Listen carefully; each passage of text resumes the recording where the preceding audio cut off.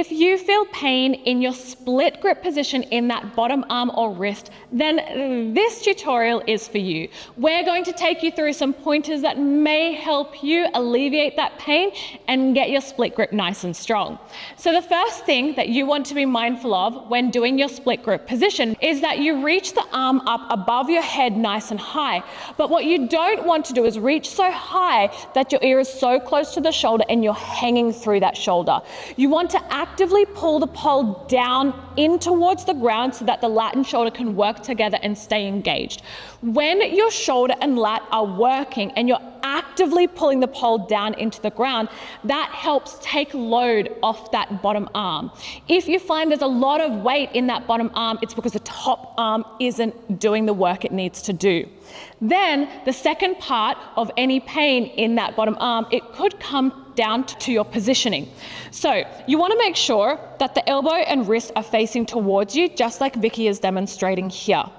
Keep a micro bend in the arm in a position that allows you to push away from the pole, but don't lock out, especially if you have hyperextensive elbows or hypermobility where it could bend the wrong way. So keep a slight micro bend so that the arm is actively engaged and able to push.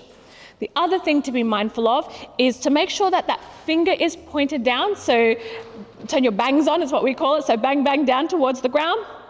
Finger pointed down, and that will help keep the wrist neutral. If you go into, as an example, a carousel spin, you'll take a step across the body and then pull the pole down into ground, push with the bottom arm, making sure you're not overextending that top arm and making sure that that bottom wrist isn't collapsing. That's going to help keep this position nice and strong.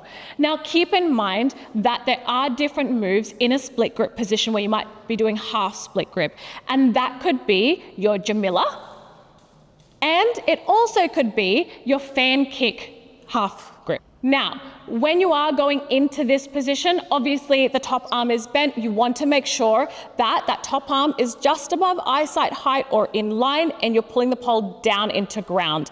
The same rule applies for that bottom hand, but make that top arm do the work and take the load off that bottom arm whilst that finger points down. I hope these tips help you with your split grip journey.